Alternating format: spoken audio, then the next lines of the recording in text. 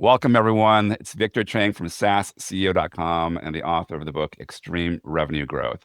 Super excited today. I have a guest speaker here in the studio with me. Katie Barnes is a fractional COO that works with SaaS startup companies, typically C to Series B, typically under 50 to 100 employees, sort of in that range. And today we'll be talking about the top 5 ways founders get stuck in time traps. Things that really bog down their individual time and hold back the company from further progress. So it's a topic near and dear to my heart. Katie, I know it's a topic very near and dear to your heart. So first off, welcome. I'm super excited to be talking about this topic with you today. So thank you for joining. Me too. Thank you, Victor. Thanks so much for having me. All right, let's get into it because we had an offline conversation about this, really kind of a complaint fest more than anything else. Yeah. Right? That wasn't over a beer, but it could have easily been over a beer. However, let's get into it because we've had to deal with the consequences that's happening. When you work with founders and CEOs, as I have, what do you notice? What's the thing that most gets in the way of the founder's time being effective, particularly at the stage we're talking about, right? Single digit ARR, maybe double digit ARR, you were beyond the sort of 0 to 1 phase. So you really got a business going. So what happens at that stage that you notice that really gets in the way? Yeah, I think the number one most obvious and biggest is that founder bottleneck loop they get stuck in. Yeah. And what does that mean exactly for those that maybe are in it, but don't realize they're in it? Or maybe Right. they don't realize there's a word for that. Right. Yeah. To me, it's really when every decision throughout the whole organization still relies on some feedback from that founder. Got it. And so give me some examples of that. Sure. Yeah. I think you see it a lot in the sales process. There's often a lot of founder led sales. So, maybe they're waiting on the founder to even just countersign a contract or the founder to sign off on the actual deal that the salesperson gave. Or maybe it's further down the line and CS needs approval before they have their full kickoff onboarding meeting with them, or even further down the line. And then it's renewal and the founder has to approve that number too. So it's just showing up repeatedly in all those decisions. It's interesting. I think you work more customer facing, right, in terms of the functional areas. I also work in sort of more the internal side of businesses, like technology side and product. And I see the same thing. Every feature has to be approved. Every decision, every sprint, every little thing has to be approved. And so Right. what happens when that happens, in terms of what's bad about that and what are the signs that that's no longer helpful? I mean, when you're starting a business, it's me, myself, and I, and that works really well. But at a certain stage, it becomes more of a problem than a benefit. How does a founder tell when they're at that stage? Yeah, I think you mentioned a very good point there on the product side too. So I do work occasionally with the product side and kind of be that voice between the product and business side. So that's even worse when the founder is stuck in both of those, because then you start seeing, of course, you see the problems like I mentioned with the contracts. If you don't have a contract signed, you're not going to get paid. So that ARR is like not going to actually have any changes. You're going to eventually see a lot of churn there because the customers are not having a great experience if they're waiting on decisions to be made by that founder. When it comes to roadmap, like you're talking about more on the product side, all of that stalls, and then engineer products stall. Pretty much just everything stalls, and you sort of like don't necessarily know what's happening until you get that big crash sometimes and realize that the rest of the team is kind of floundering. Got it. So it sounds like what I'm hearing is particularly on the customer facing decisions, the time between when a decision needs to be made versus when it's actually made, it seems like it's stretching out, right? So if I need to get a deal done, I need approval in the next 2 minutes and I have to wait a day or two. Is that what you see, or does it look differently from your perspective? Yeah, I think that's exactly what it looks like. Or sometimes it looks like the sale, like the whole Slack channel will go crazy because a sale was completed, but the actual like process behind the sale was not completed. So the ARR doesn't reflect that that was done. Got it. All right. So these are some signs where if you're a founder, you're in that stage, maybe your staff is complaining like it's sort of taking a while, things, and you're overwhelmed. That's the thing I see a lot is the founder's just really overwhelmed and it's not working. Right. What do they do about that? How do you fix that problem? Yeah, I think early on you can come in and design an easy operating cadence. I'm very big on I don't want to be someone that's throwing a ton of process out just for process sake. There doesn't need to be a lot of fluff, just like stupid, simple process that sets them up so that the team doesn't have to come to them for everything. The knowledge lives somewhere so they can make those decisions themselves. Got it. So a lot of the founders I work with, particularly the ones that are sort of earlier stage, they hear the word process, but I don't think they really appreciate what that means exactly. Maybe not the level that you and I think would typically think about it. what is an example of some kind of workflow, for lack of a better word, that is not process driven, maybe is very founder centric, versus redesigning that same workflow, if you would, to be very process centric that doesn't involve the founder? Can you give me an example of a very simple one of what that looks like side by side? So it's a little easier for a founder that's not familiar with this topic to appreciate. Sure, of course. So a lot of times when I first come in, I see that there's either like sporadic Slack messages, so it's not in the right channel, or it's not transparent to the whole team because it's a direct message, or maybe they're responding in WhatsApp all the time, or just in straight up text messages because that's how they function and move. And what that looks like cleaned up is honestly, it can be so simple as it's just a single Notion doc or a Google Doc that walks through when we bring a client on, this person is accountable for this piece of the process of like, sending out the contract. And then this person is responsible for sending out the invoice after that. It can be very, very simple, just a Google Doc. Or I've also seen a lot of times some good success with setting up a Loom video that shows the founder literally doing what they typically do to make that decision. And then it can remove them completely from that piece. Got it. So I'm hearing some element of training, some element of the steps needed to get something done coming out of the founder's head into either recording, a standard operating procedure, a checklist, a Notion doc, something that people can access that doesn't involve interaction with the founder.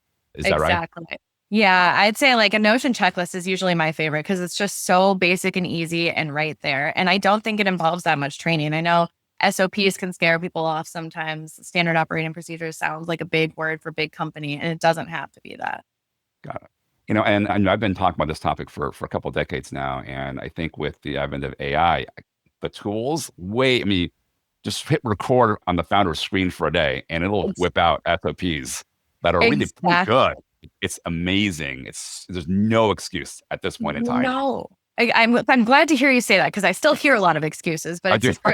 I'm curious, what excuses do you hear? Let's compare notes. I think it's still straight up like they don't have the time. And I get it. They're typically out there raising or they're doing founder-led sales. So it does feel like they don't have the time. But again, it can be so easy. You just have a conversation with your ChatGPT, or you could literally screen record all day and have it break it down for you. It really is not that complicated. It's just about making the time and prioritizing it. Got it. Okay. So get yourself out of the day-to-day decision-making for like the minor decisions. They're still important, but they're repetitive in nature. So there's a pattern to them. Get it down, record it in some way, some kind of checklist, get it out of your head. And that's enough at this stage, or do you have to go further than that at this stage? What do you think? I do think you need to sort of set up accountability loops there because there's still chances that later on leaks like pop back up in the boat, or someone forgets what they're doing, or things evolve enough that you can't follow that same exact process exactly the same. So I don't think it's quite as simple as just stepping away at that point. But I think if you set up your department heads and your team leads to be able to handle it, you did bring them on because you trust them and believe in their thought process. So I do think, yes, you could eventually hand the whole thing off. Got it. So there's a trust them, but verify. So you need some kind of way to check that they're actually following the checklist. And so is that right? And if so, how mechanically do they actually do that, practically speaking? Yeah. So a lot of times when I come into work with founders, that's really what I like to map out is the entire client or prospect to client to renewal journey. And that way you have a good, clear visual of where all of those points are and where you're placing those processes. And then I think it's about figuring out like which teams need to meet when and which like department heads need to meet with the founder when to review those. And you can get me on a whole other tangent of like healthy meetings, but it's about setting up meetings that work for the company and really make sure that they touch back on those processes that they're creating. Got it. Thanks for bringing that on because I feel very strongly about that as well. And so it's the complaint I often hear from the employees of the founder is so-and-so is way up in my business, constantly disrupting me and so on and so forth. And then the founders I talk to often, the early stage ones, and even ones that still think that way, even at 60 million in sales, they still operate as if it's a one-person business.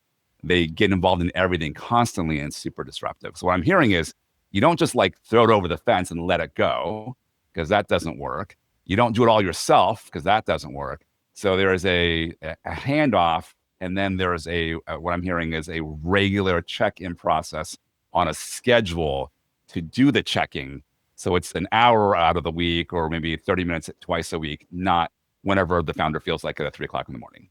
Exactly. Yeah. And you're just going to streamline so much that way. And it's almost like the founder takes on a new job description, basically, like get them out of the weeds and set them up at the top for that growth and scale. Got it. Okay, great. That's super, super helpful. So that's sort of like, we're talking about your top 5 list of things that really sort of screw up founders' time utilization. That was number 1, getting them out of that sort of founder bottleneck loop. What's number 2 for you? Yeah. And we sort of touched on it a little bit already, but it's that handoff black hole. Got it. So it's the accountability piece coming back full circle. Yes, exactly. And it's making sure, like in a real life example, that like if sales closes a deal, that someone's passing that baton off to CS to go to the next step.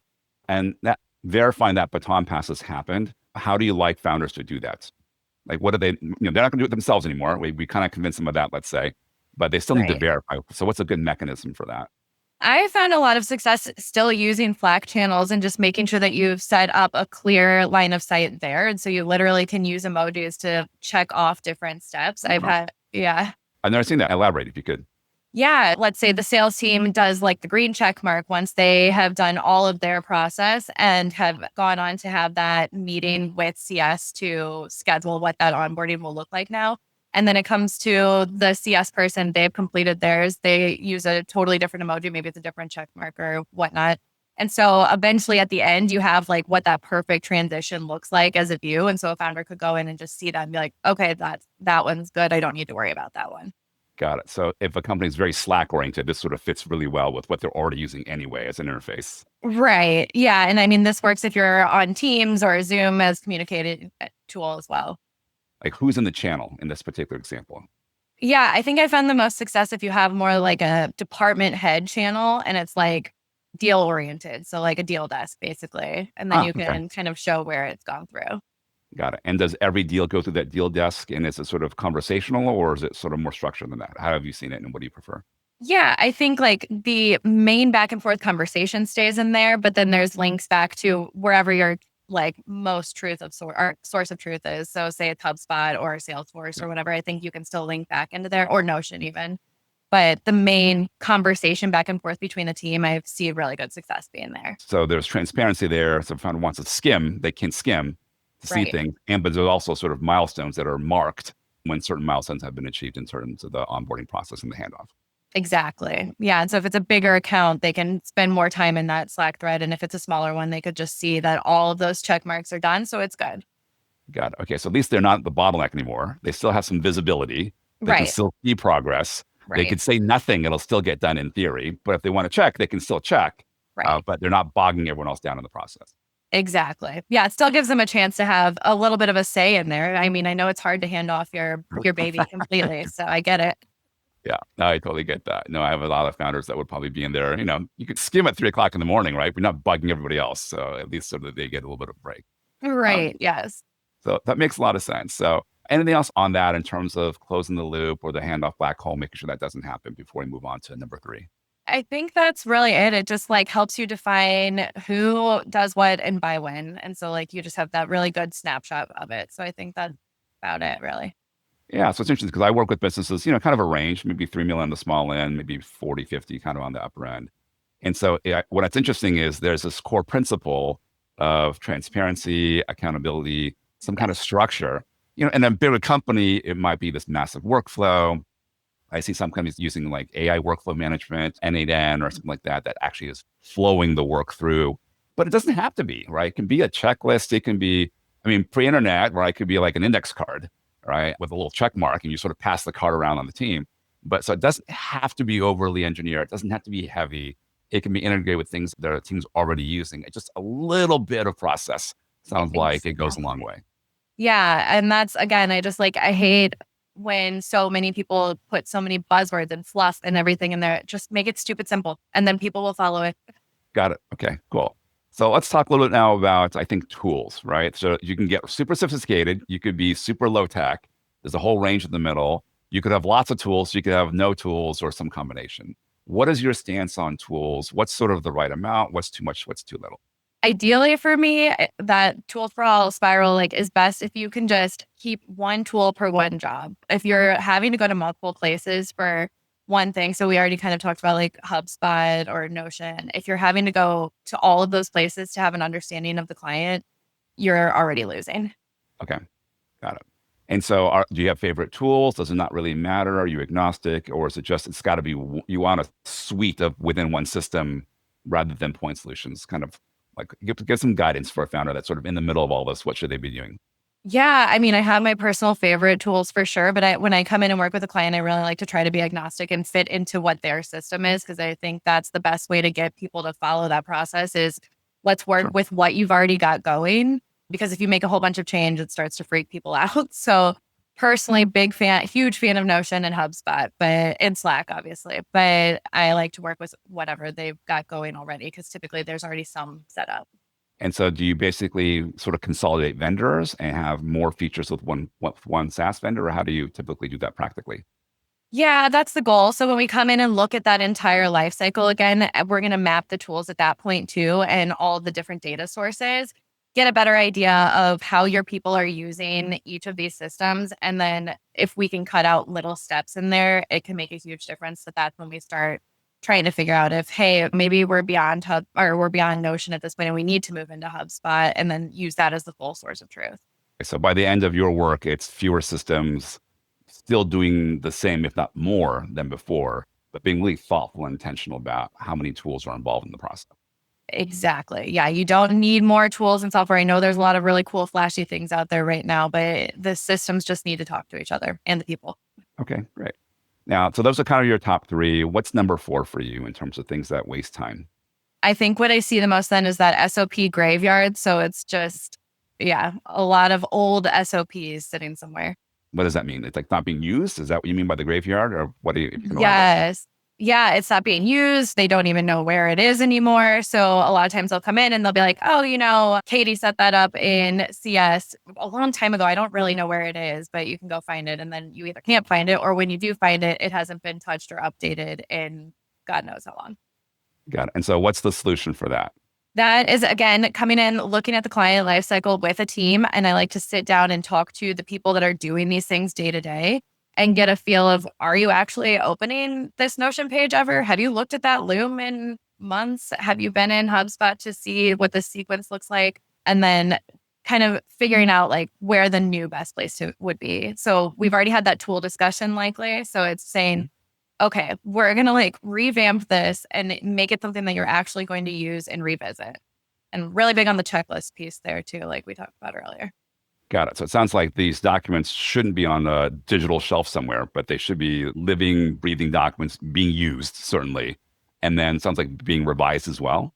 Exactly. And that goes back to what we talked about with the accountability loop. So it's setting up, you can set up all these processes and that's great. And then you can be really proud of it and step away and never touch it again. But what really moves the needle is to go ahead and settle that up, set up the right accountability loops so that you're having the right meetings with the right people and you're going over what has been working about that process you created and what is just falling completely flat, or what can we just cut out because it's just not needed. Yeah, I'll share a couple of things around this topic because I had one client of mine that, successful, they sold their business, and I was just sort of catching up with them after the fact. And they like to use Google Docs, right? I'm kind of tool agnostic. Anything can work if you use it. Right. And so they like the fact that you could have multiple edit the document. They like the fact that they could have an audit trail of every line that's changed going back 10 years in that document. You can see who changed it. And then they have a protocol of adding comments. When you change something, you get to explain why you changed it. And so it's like a really low tech, basically free, or you've already paid for it anyway. So that's certainly one way to do it. The other thing I've noticed is, and I talk a lot about process in my book, Extreme Revenue Growth, and how important it is. I don't get into the details so much, so it's a little more conceptual. But I always say when something goes wrong in your business, it's for one of three reasons. There is no process. There is a process, but the person didn't follow it, right? That's an accountability issue. They weren't using the checklist at all. Right? Or they follow the checklist perfectly, but the checklist or the process is wrong, right? Something's changed in the world and it needs to be updated. And I think the discipline for a founder is to sort of think in that mode of, rather than, oh, something bad happened, I got to go rescue the company yet again, go time out a little bit. Why did it happen? That's really important. And did you follow the Notion checklist? Did you check everything off? If you did, okay, the process is wrong, right? The world's changed. There's AI, there's an economy, there's COVID or whatever. Something's changed, we got to go revise it. Or they didn't stick to the process. That's a training issue. or what checklist, right? That means we Exactly. go back to the first couple ones. It's all in person, some person said. So it's just really Right. important to be mindful of that. And so certainly, I've had a lot of pain on the SOP graveyard thing too. So it's certainly top of mind for me. Yeah. And I think a lot of times founders and operators think that that's just going to end up being a waste of time, but it ends up paying off huge if you can spare that time to take it. Yeah. And so it's an investment. I think for my own business, I've gone through the process where, it was all in my head and I teach this stuff, right? And then I had a key employee leave very, very abruptly. And we're like, oh, shoot, we're really screwed, right? Exactly. Yeah. That was like the worst 100 days of my team's life, right? Where we finally, let's just bite the bullet. Let's do all of it, right? Every Yes. last thing, 0 SOPs to 360, Oh in my 100. God. The big database. And we actually do use it every single day. And Good. it's so painful. It was so painful. But Yeah. now it's like errors don't happen or Exactly. errors don't repeat, I should say, right? We get new ones that didn't exist before because something's changed, but we don't get the same issue recurring like more than once or twice because we engineer it out of the system. And the thing I've had to do is when something happens, I go, wait a minute, did we follow the process? I always have to ask. Yes. But there was this exception that we didn't consider in the process. Like, oh, we have what's called an edge case, right? Or some kind of like Right. edge case scenario that we hadn't factored in. Okay, let's go factor that in. And I always say, okay, let's get this thing done, figure this thing out. Let's get over this crisis. And please go fix and update the SOP Right. and show it to me when you've done it. That Right. little loop is kind of what's really helpful once you kind of get into this sort of paradigm. Exactly. And you highlighted something that's like one of the biggest reasons the SOP graveyard is terrible is because people leave. And if you don't have their brain mapped out somewhere recently, then you're going to end up with a mess like that. Yeah, I was talking to a client yesterday and I was interviewing, like, I think I can be a CTO, I had a product, and they kept mentioning how they were in every meeting and only they could decide. And they were so essential to certain decisions. I'm like, I started getting like a little nervous of, yeah, there's some little bit of, at least a little bit of risk there, right? If things aren't really, documented and written down. So you end up hitting, some points of risk in business. So I can certainly appreciate it. Exactly. Yeah. All right, go to the last one. You had sort of your top 5. We talked about the founder bottleneck trap. We talked about sort of this handoff black hole, making sure that doesn't happen. Consolidate your tools was number 3. Number 4 was don't make your SOP sort of a repository, a graveyard. It's got to be active and live. And to wrap up, what is your 5th big time issue that founders have that really gets in the way of their business growing? I think there's like a whole fog around renewal, and that becomes a huge issue for teams. And by renewal, what do you mean? Like client contract renewals or what kind of renewals? Exactly. Yeah. Client contract renewals. If you make it too big of an ordeal and the founder has to be involved in every little detail, then that starts to lag on and you can't either expand on the ARR there or, at least lock in the ARR that you have. Got it. And so what's the solution for that? I think so. Defining the renewal stages and who's owning it. So again, going back to these SOPs, have it written down somewhere. Who is accountable for that piece to get the conversation going? Is there a setup for 60 days out? Someone is reaching out to the client so that they know that it's coming. Is there a setup for a meeting between whoever needs to decide what that price point you're going to offer them is? Just again, it's back to those little tiny stupid systems like checklists everywhere. Got it. And so I think one thing I notice is, you have a system of every single person on the team is doing it the same way at the exact same time, in the exact same way, very, very consistently. Like there's no way that happens without some kind of process. Right. And if the renewal happens, sometimes it happens at 30 days, other times at 62 days, sometimes not at all. It's all over the place. I think those are Right. typical indicators that you're winging it, or, or Exactly. multiple people are winging it and they're winging it in different ways. And so, got it. So getting really disciplined around the renewal cadence and timing and what is said by whom, and having that go back to your tool set you're talking about sounds like is the best practice from your perspective. Exactly. And, obviously having an idea of customer health too. And you need some sort of system to have that knowledge throughout their contract because you don't want to get to 30 days out from re-sign and realize that they are not using the product ever or they hate the product. So again, everything we've gone over here today goes back to better systems and they don't have to be massive, but they just have to be there and used. Got it. I love that. So what a great line to sort of wrap up on. They don't have to be massive. The process doesn't have to be massive. It just has to be there. It has to be used. And for those that are a bit nervous, start small, right? Start small. It's an easy way to go. So as we wrap up, any final words, any words of wisdom to founders that are really getting to a stage of success, right? This is a good problem to have because it means you're successful, right? Yeah. What words of advice, if any, do you have sort of going forward? And then any sort of last pieces or thoughts that you want to share before we wrap up? Yeah, I think it's all about trapping that founder magic down on paper somewhere. Bring your passion and your process to the page so that you can start growing and doing some handing off of all that work so you're not in the weeds. And it means you're being successful. Like, it's a good thing. So I know you want to hold on to your baby and you've created this and you've done so much to get this to this point, but it's time to delegate and hand that off. Trust the people that you're bringing on board. Got it. Katie, thank you so much. I appreciate that. So everyone, Katie Barnes, Fractional CEO. We talked a lot about time management and how to avoid sort of getting these sort of time vampires and overcoming them. Katie, for those that are interested in following your work or reaching out to you, kind of what's the best way to reach you on social media or website, or what's the best way to contact you if they're interested in following up with you? Yeah, so Substack is where I'm really living lately, and I love writing my news there. It gives me a chance to really express myself. So Substack is a good one, or always on LinkedIn as well. Awesome. So we'll include links to both in the show notes and the interview notes. And so for those that are interested, you can reach out to Katie at Substack or on LinkedIn. Katie, thanks so much for joining. I've enjoyed our conversation today. A little bit therapeutic, to be honest, right?